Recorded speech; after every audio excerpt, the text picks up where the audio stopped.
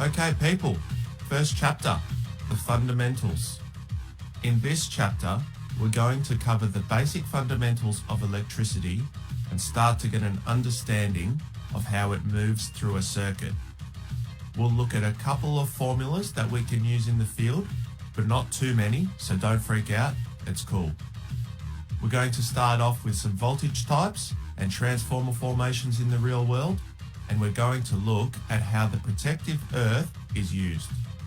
Then, we're going to go through some fundamentals of control circuits and finish off with an assignment to make sure you took it all in. So off you go. I'll see you in the first lesson. Cheers.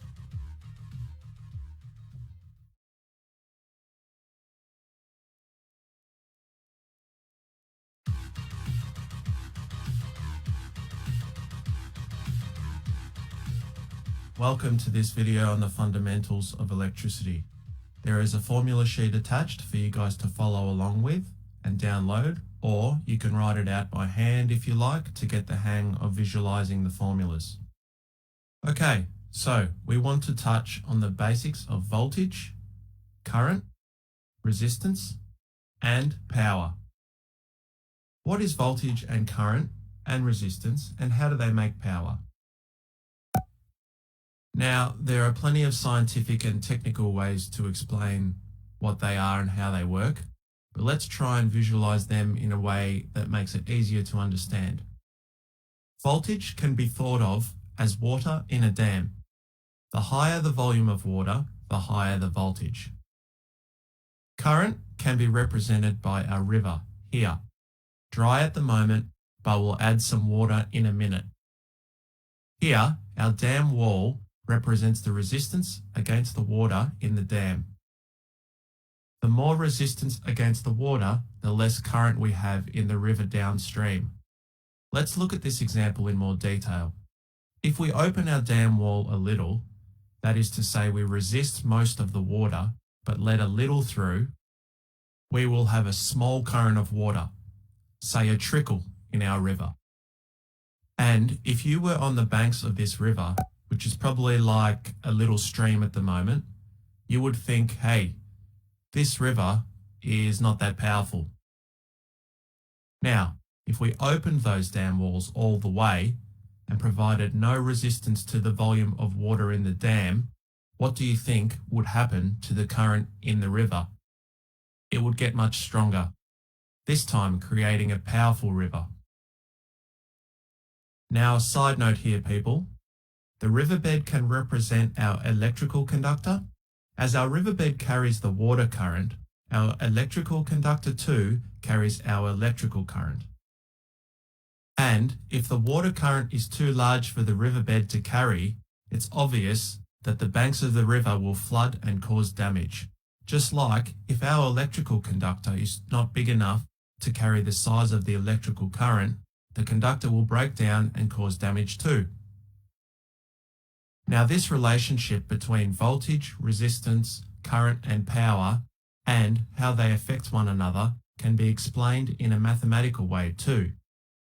Here we have our water volume or voltage, our dam wall or resistance, our current, and our power, and these are the letters that they're represented by. Here we have a formula called Ohm's law. This formula represents our relationship of a purely resistive circuit. Feel free to write it down if it helps you to remember. Here we see it in a triangle.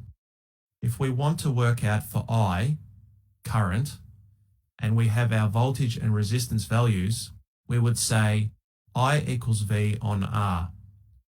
So for example, if we just make up some values here, say 10 volts on 10 ohms, so our voltage is 10 and our resistance is 10 ohms, that means the current would equal 10 volts on 10 ohms.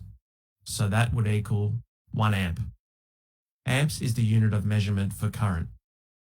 If we wanted to work out for R, that is resistance, and we have already got our current and our voltage, we say R equals V on I.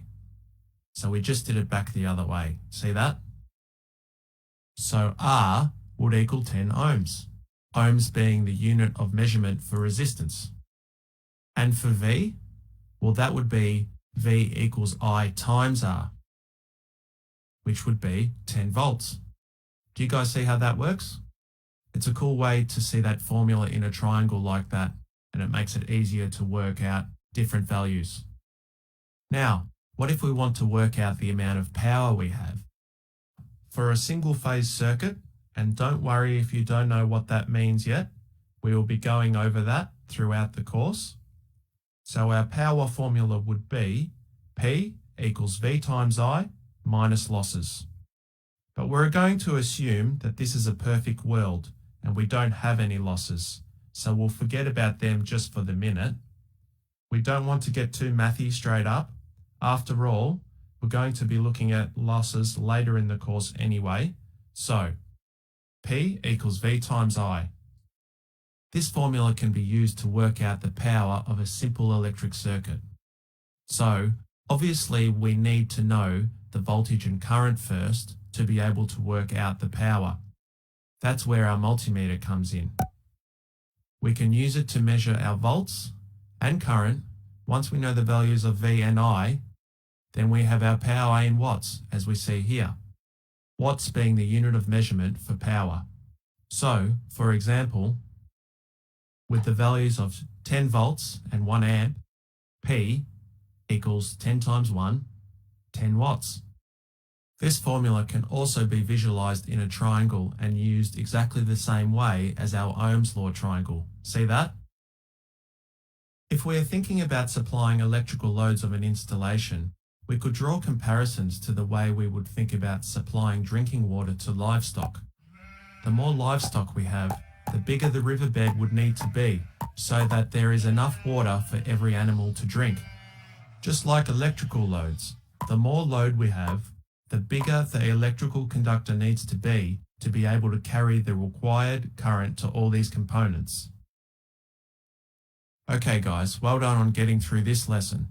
This is by no means the last word on electrical circuits. It is just the beginning.